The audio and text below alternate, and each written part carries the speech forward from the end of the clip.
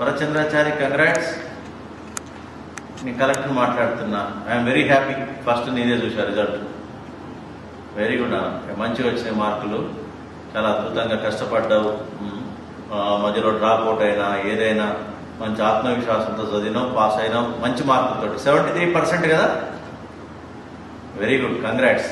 ఎందుకు ఒక్క దాంట్లో 50 వచ్చింది కానీ సరే, లెట్ ఇట్ బి. మొత్తం కూడా 84, 75 అన్నీ చాలా బాగా వచ్చినాయి మార్కులు. ఐ థింక్ మ్యాథమెటిక్స్లో 84 వచ్చినాయి. Very good, very good, congrats. మరి నెక్స్ట్ రేపు వస్తాను, రేపు కానీ ఎల్లుండి కానీ వస్తా. అమ్మ ఉందా? ఈయన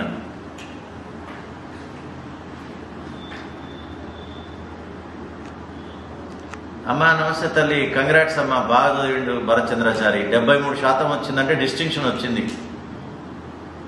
మంచి 73% వచ్చింది. నీకు తెలుసు కదా, నువ్వు ఆల్రెడీ ఎస్ఎస్సి పాస్ కదా. మంచి మార్కులు వచ్చినాయి భరత్కి.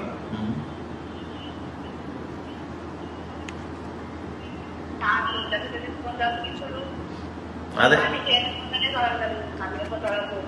అదే అదే అదే ఇక అట్లా కలిసి వచ్చింది. తర్వాత ఇక అన్నిటికంటే మనం ఎంత చేసినా చదువుకోవాలి కదా, మా స్టూడెంట్ చదివితేనే అవుతుంది. భరత్ బాగా కష్టపడి ఒక చదివింది కాబట్టి మంచి మార్కులు వచ్చినాయి. మామూలు పాస్ మార్కులు కాదు, 70% అబోవ్ వచ్చినాయి అంటే చాలా మంచి చదివిండు, మంచిగా అయిపోయింది. ఇప్పుడు ఫ్యూచర్ ఆలోచించాలి. అక్కడ మనం పాలిటెక్నిక్ అని చెప్పి మనం పెడితే మరి ఉండలేకపోయిండు.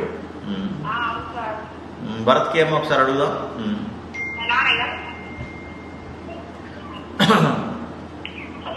భరత్, పాలిటెక్నిక్ మరి అక్కడ ఉండలేక వచ్చినావు కదా నువ్వు. సరే, మరి బుక్ ఏమైనా బుక్లు ఉన్నాయా పాలిటెక్నిక్? ఇంట్లో ఉండి చదువు.